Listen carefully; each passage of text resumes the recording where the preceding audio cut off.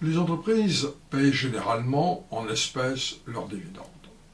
Mais elles peuvent, à l'occasion, les payer sous la forme de leurs propres actions, ou encore en nature. Mais au fait, que préfèrent les actionnaires? David et Jean Langer apportent une réponse à cette interrogation dans une étude publiée par le Journal of Corporate Finance. Ils observent à la fois les comportements des firmes et ceux des actionnaires quand ces derniers reçoivent une option qui leur offre le libre choix entre paiement en espèces ou paiement en actions. Ils peuvent alors mettre en évidence les déterminants de ce choix au niveau des firmes et les réactions spécifiques au niveau des cours boursiers. Pour ce test, ces auteurs exploitent le cas français. Contrairement à de nombreux pays où les entreprises doivent choisir entre les deux formes de paiement pour une distribution donnée, la législation française permet d'offrir à l'ensemble des actionnaires l'option de retenir soit le paiement en espèces, soit celui en actions de l'entreprise, avec, dans ce cas, une décote par rapport au cours précédent. De plus, ces deux formes donnent lieu à des impositions parfaitement équivalentes. Le choix est donc neutre du point de vue fiscal. Les entreprises concernées sont celles appartenant à l'indice dit CAC All Tradable, anciennement dénommé SBF 250, et portent sur la période 2003-2012. Au total, l'échantillon contient 287 firmes différentes, 2712 observations, 1865 cas de dividendes en espèces, 168 cas de dividendes optionnels et enfin 679 cas où le dividende est absent. Les données proviennent pour l'essentiel de la base Eurofidae OST. Quand les entreprises françaises recourent à ce dispositif de dividendes optionnels, elles doivent annoncer le montant de dividendes par action payé en espèces si tel est le choix de l'actionnaire. Elles précisent aussi le nombre d'actions qui seront attribuées si le choix est autre. Ce nombre est fixé à partir de la moyenne des 20 derniers cours en bourse. L'entreprise a la possibilité d'appliquer à cette moyenne une décote qui ne peut pas excéder 10%. La période pendant laquelle l'actionnaire peut effectuer son choix débute le jour du détachement du coupon et a une durée généralement de 2 à 3 semaines. L'actionnaire peut donc apprécier, en fonction de l'évolution du cours, sur cette période, quelle est la forme la plus appréciable. Les auteurs cherchent à comprendre quelles sont les caractéristiques des firmes qui offrent cette option à leurs actionnaires. Pour ce faire, ils procèdent à l'estimation de modèles multinomiaux de type logique, où le cas de base est celui d'un paiement en espèces.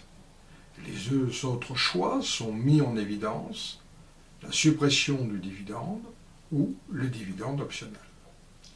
Les variables explicatives tiennent compte des contraintes financières immédiates, trésorerie, endettement. On compte aussi d'autres aspects comme la maturité de la firme à travers le ratio market to book, ses difficultés immédiates, variation du résultat net, le contexte boursier, nombre d'augmentation de capital sur le marché, l'environnement économique, récession ou non, ou encore les pressions de l'actionnariat par des institutionnels. Ces choix faits par les firmes sont étudiés à deux niveaux. En premier, les auteurs mettent en évidence les décisions des actionnaires, dividendes en espèces ou en actions, et procèdent à l'estimation d'un modèle de régression où la proportion d'actionnaires choisissant les actions est la variable dépendante. Et les variables indépendantes sont la décote, les caractéristiques de la firme, la liquidité du titre. En second, il s'intéresse aux réactions du marché à l'annonce de la décision de l'entreprise de payer un dividende en espèces, optionnel ou pas de dividende du tout. Les mesures sont des rendements anormaux, ou CAR, autour du jour d'annonce. L'étude est complétée par une série de régressions mettant en évidence les associations entre ces CAR et différents déterminants. Ainsi, David et Junglinger mettent en évidence que les firmes proposant un dividende optionnel sont celles qui, souvent arrivées à maturité, sont les plus engagées dans une distribution régulière qu'elles ne veulent pas remettre en cause, craignant certainement les réactions négatives du marché. Elles l'utilisent de manière ponctuelle pour faire face à des contraintes financières, en particulier de trésorerie, sans avoir connu pour autant une dégradation spectaculaire de leur rentabilité. Par ailleurs, l'annonce d'un dividende optionnel n'est pas perçue par le marché comme une mauvaise nouvelle, à l'instar d'une suppression de dividende. Les CAR sont positifs et non significativement différents de ceux observés à l'annonce d'un dividende en espèces. Enfin, il y a toujours une partie importante des actionnaires qui acceptent de recevoir des actions plutôt que des espèces, même quand au terme de la période de choix, ces titres ont une valeur plus faible. Le choix pour les actions est d'autant plus marqué que l'actionnariat institutionnel est fort. Au total, David et Junglinger soulignent que dans le contexte institutionnel français, ce mécanisme optionnel permet aux entreprises de réduire temporairement leur sortie de cash au profit des actionnaires, tout en évitant les pénalisations liées à une suppression pure et simple. Le mécanisme a cependant des limites.